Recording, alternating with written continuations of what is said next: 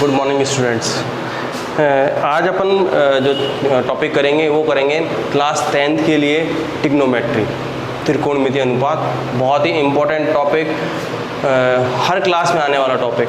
ये topic start होगा 9th, 10th, 11th, 12th competition exam में ज़रूर एक ना एक क्वेश्चन या एक जो सवाल है वो इसके बेस के ऊपर आएगा ही आएगा। अब बात करते हैं अपन 10th क्लास की। देखिए 10th क्लास में जो टॉपिक है ये बहुत बड़ा टॉपिक है। अब ये जो टॉपिक है वो 3 पार्ट में डिवाइड है। एक तो एक्सरसाइज है, इसके अंदर अपने पास एक्सरसाइज 6, 7 और 8, ये टोटल मिलके हो रही है 11 नंबर की अपने बोर्ड के हिसाब से। 11 नंबर की एक्सरसाइज, इंपॉर्टेंट एक्सरसाइज, और इसके अंदर जो क्वेश्चन आता है वो अधिकतर 99% जो क्वेश्चन आ रहा है वो एक बड़ा क्वेश्चन आएगा जो 6 नंबर का निकलेगा ही निकलेगा आपके लिए, और बाकी जो छोटे क्वेश्चन आएंगे वो अलग हैं। आगे बात करते हैं अपन 6, 7 और 8 एक्सरसाइज, इंपॉर्टेंट एक्सरसाइज तीनों, और सबसे इजी एक्सरसाइज, इजी के साथ साथ हमेशा काम आने वाली एक्सरसाइज। अब बात करते हैं अपन त्रिकोणमिति की। देखिए त्रिकोणमितीय जो शब्द है वो एक ग्रीक का शब्द है, ग्रीक शब्द है जिसका अर्थ होता है मापना, किसी भी चीज़ को नापना, मापना, वो एक ग्रीक के अनुसार। अब ये हो गया मापने की इकाई, लेकिन इसकी जो शुरुआत होती है वो किस बेस पे होती है उस चीज़ पे अपन कुछ बात करते हैं। सबसे पहले अपन को मालूम होना चाहिए त्रिभुज के बारे में। त्रिभुज 3 रेखाखंडों से घिरी बंद आकृति क्या कहलाती है? त्रिभुज कहलाती है। ये सबको मालूम होगी, छोटी सी चीज़ है, 3rd क्लास 4th क्लास में स्टार्ट हो जाती है। उसके बाद अपन त्रिभुज का वर्गीकरण करते हैं 2 आधार पे, एक होता है कोणों के आधार पे, एक होता है अपने भुजाओं के आधार पे। फिर कोणों के आधार की बात करते हैं। कोणों के आधार पे होता है न्यून कोण त्रिभुज, समकोण त्रिभुज और अधिक कोण त्रिभुज। अब अपन बात करेंगे सिर्फ यहाँ पे समकोण त्रिभुज की। क्यों बात करेंगे समकोण त्रिभुज की? क्योंकि पाइथागोरस प्रमेय जो डिपेंड है वो पूरी की पूरी अपने समकोण त्रिभुज के ऊपर डिपेंड है। तो बात करते हैं पहले अपन समकोण त्रिभुज की। समकोण त्रिभुज क्या होता है? समकोण, देखिए ऐसा त्रिभुज जिसके अंदर एक कोण 90 डिग्री का हो और बाकी के जो 2 कोण हो वो न्यून कोण हो। अब न्यून कोण का मतलब 90 डिग्री से छोटे हो, तो इधर लिखें ऐसा त्रिभुज, ऐसा त्रिभुज जिसमें एक कोण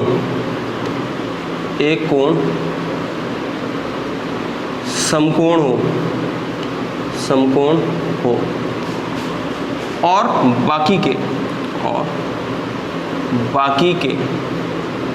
दोनों कोण न्यून कोण हो, क्या कहलाता है? अपना समकोण त्रिभुज कहलाता है। अब कैसे? तो इसका डायग्राम देखें। पहले तो समकोण त्रिभुज की बात करेंगे। ये समकोण त्रिभुज हो गया अपने पास, ये तो हो गया 90 डिग्री, इतना मुझे मालूम है कि ये 90 डिग्री। हाँ, ये 90 डिग्री है तो बाकी के ये वाला एंगल और ये वाला एंगल ये कुछ भी हो सकता है, लेकिन 90 डिग्री से छोटा होगा। फॉर एग्जाम्पल हो सकता है ये 45 का हो तो ये भी कितने हो जाएगा? 45 का होगा।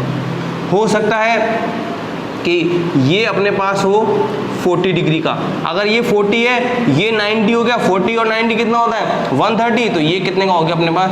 ये हो गया अपने पास 50 का हो गया। अब सीधी सी बात है, एक छोटी सी चीज़ है, त्रिभुज के तीनों कोणों का योग कितना होता है अपने पास? 180 डिग्री, इसलिए ये कोण इस तरह से डिवाइड हुए हैं। अब अपन बात करते हैं समकोण की। ये समकोण है, 90 डिग्री का कोण है जिसे अपन कहते हैं। 90 डिग्री के सामने वाली भुजा क्या कहलाएगी? कर्ण। क्या कहलाएगी? कर्ण कहलाएगी। कर्ण हमेशा फिक्स होगी। कर्ण क्या होगी? हमेशा फिक्स है। कर्ण कभी मूव नहीं करेगी इधर से उधर, कर्ण हमेशा फिक्स है। 90 डिग्री के सामने वाली भुजा क्या कहलाएगी अपने पास? कर्ण कहलाएगी। अब बात करते हैं इन 2 चीज़ों की। पहली चीज़ ये होगा आधार, फिर बात करते हैं ये होगा अपने पास लंब। लंब का दूसरा नाम वैसे ऊंचाई भी लेते हैं कि ऊंचाई भी हो सकता है, ठीक है, लेकिन अपन लंब लेके चलते हैं क्योंकि पाइथागोरस में अपने पास क्या आता है? लंब के नाम से ही आता है। अब ये आधार और लंब ये क्या होते हैं? चेंजेबल है, मतलब चेंज हो सकते हैं, लेकिन किस बेस पे चेंज होंगे वो भी मालूम होना चाहिए। अब ये किस बेस पे चेंज होंगे वो देखें। आधार पहली चीज़ तो बात करते हैं अपन, अगर मैंने यहाँ पर 90 डिग्री, ये फिक्स है हमेशा 90 डिग्री, अगर मैंने थीटा यहाँ कहा है, अगर मैंने थीटा मतलब कोई भी कोण का मान अगर यहाँ पे दिया हुआ है तो थीटा के सामने वाली भुजा क्या कहलाती है? लंब कहलाती है। अगर ये लंब है, ये कर्ण है, तो ये अपने आप क्या हो गया? आधार हो गया।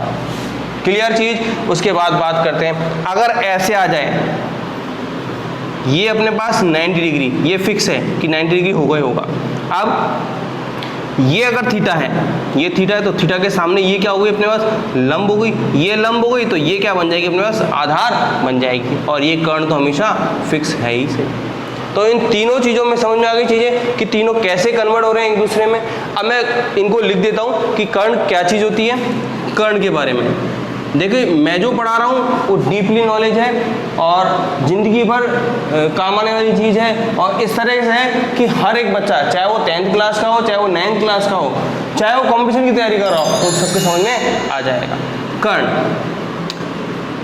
किसी समकोण त्रिभुज में, किसी समकोण त्रिभुज में, समकोण त्रिभुज में, किसी समकोण त्रिभुज में 90 डिग्री के सामने वाली भुजा क्या कहलाती है? कर्ण कहलाती है। कर्ण हो गई। आधार, लंब की बात करते हैं, चलो लंब।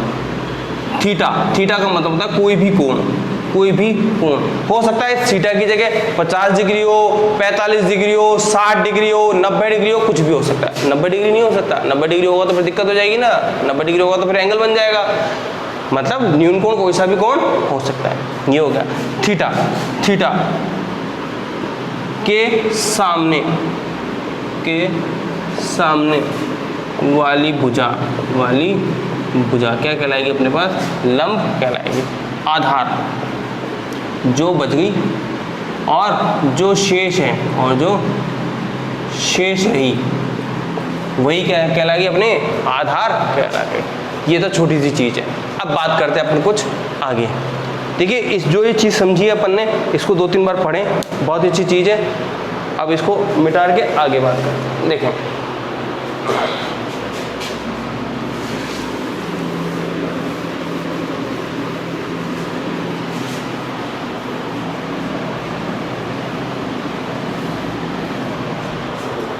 देखें, अब त्रिकोणमितीय अनुपात। त्रिकोणमितीय अनुपात 6 होते हैं। कौन कौन से होते हैं? पहला होता है अपने पास साइन थीटा, फिर होता है अपने पास कॉस थीटा, फिर होता है अपने पास टेन थीटा, फिर होता है अपने पास कॉट थीटा, फिर होता है अपने पास सेक थीटा, फिर होता है अपने पास कोसेक थीटा। ये सब एक दूसरे के भाई बंध हैं, कुछ ना कुछ रिलेशन रखते हैं आपस में। अब क्या क्या रिलेशन रखते हैं वो देखें। क्या क्या रिलेशन रखते हैं उसके लिए समझते हैं अपन। सबसे पहले चीज़, एक छोटा सा है जो हमेशा काम आती है अपने पास, लाल बटे में कक्का। लाल बटे में कक्का, लाल बटे में कक्का मतलब ये एक ट्रिक है। साइन थीटा, यहाँ पे हो गया कॉस थीटा, यहाँ हो गया टेन थीटा, यहाँ हो गया कॉट थीटा, और यहाँ हो गया अपने पास सेक थीटा, और यहाँ हो गया अपने पास कोसेक थीटा। अब ये लिखने में अगर आपका सीक्वेंस चेंज हो गया तो सब कुछ गलत हो जाएगा, इसलिए इसको याद कर लें कि क्या है इसका सीक्वेंस। इसका sequence sine theta, cos theta, tan theta, cot theta, sec theta और कोसेक थीटा। अब इसका मतलब क्या है वो देखें। साइन थीटा, साइन थीटा का मतलब हो गया लंब बटे में के, मतलब एल बटे में के, मतलब क्या हो गया अपने पास? लंब बटे में कर्ण, लंब बटे में कर्ण। दूसरा है कॉस थीटा, कॉस थीटा में आधार बटे में कर्ण, यहाँ पे कितना हो गया? आधार बटे में कर्ण। फिर तीसरा हो गया टेन थीटा अपने पास, लंब बटे में आधार, लंब बटे में आधार। फिर अपने पास हो गया कॉट थीटा, कॉट थीटा, अब कॉट में उल्टा हो जाएगा, आधार बटे में लंब, आधार बटे में लंब। फिर अपने पास हो गया सेक थीटा, कर्ण बटे में आधार, यहाँ हो जाएगा कर्ण बटे में आधार। फिर अपने पास हो गया कोसेक थीटा, कर्ण बटे में लंब, कर्ण बटे में लंब। ये हो गया अपने पास। अब ये चीज़ होगी अपने पास। अब आपने एक चीज देखी होगी इसके अंदर कि साइन किसका उल्टा आ रहा है, कोसेक का। साइन किसका उल्टा आ गया, कोसेक का, जो यहाँ दिख रहा है अपन को। मतलब साइन किसका उल्टा हो गया, कोसेक का। कॉस किसका उल्टा हो गया, सेक का, और सेक कॉस का। टेन किसका हो गया, कॉट का, और कॉट किसका हो गया, टेन का। ये सिंपल सी चीज है जो अपन को एक याद रखनी है, हमेशा ये चीज काम में आएगी। अब बात करते हैं थीटा क्या चीज है। ये theta, what is the theta. Theta मतलब कोई एंगल है। अब वो एंगल की वैल्यू क्या हो सकती है, एंगल की वैल्यू कुछ भी हो सकती है। अगर ये 0 डिग्री है, 30 डिग्री है, 45 डिग्री है, 60 डिग्री है, 75 डिग्री है, 75 नहीं 90 डिग्री, 90 डिग्री है, इस तरह से अगर ये किसी डिग्री में मान है तो अपन इसकी वैल्यू तुरंत कैलकुलेट कर सकते हैं। लेकिन किसके द्वारा, एक किसकी सारणी है उसके द्वारा। तो अपन आज एक सारणी और पढ़ते हैं। तो देखें, अब सारणी पढ़ते हैं, तो सारणी बनाते हैं अपन पहले।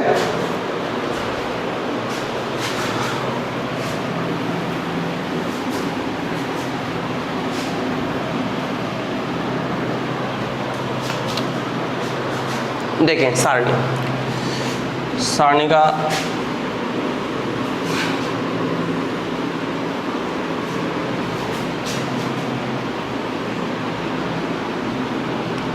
यहाँ लिखा मैंने साइन थीटा,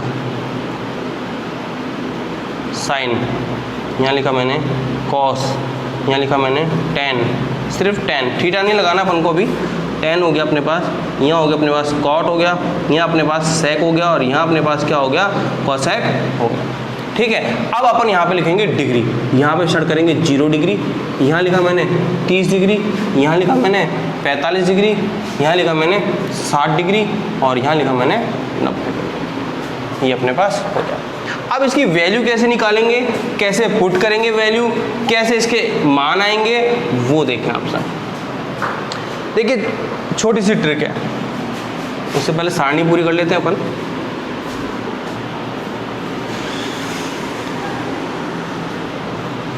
ये अपन सारणी की तरफ हो गई है पूरी करीबन।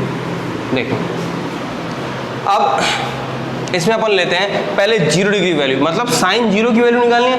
अब साइन 0 की वैल्यू निकालने के लिए सबसे पहले अपन यहाँ पे लिखेंगे 0/4, फिर लिखेंगे 1/4, फिर लिखेंगे 2/4, फिर लिखेंगे 3/4, फिर लिखेंगे 4/4। ये एक छोटी सी चीज़ है जो कि सारणी को स्टार्ट करने में मदद करती है अपने लिए।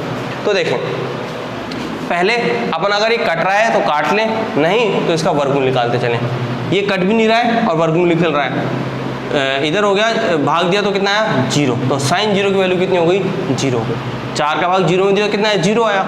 यहाँ 1 का वर्ग, 1 और 4 कट रहा है क्या, नहीं कट रहा ना, नहीं कट रहा, तो उसके बाद इसका निकालेंगे अंडर रूट। ये अंडर रूट निकाला मैंने, तो 1 का अंडर रूट 1 और 4 का अंडर रूट कितना होता है, 2। तो यहाँ पे कितना हो गया इसका, 1/2, इसकी वैल्यू हो गई। मतलब साइन 30 की वैल्यू कितनी हो गई, साइन 30 की वैल्यू हो गई 1/2।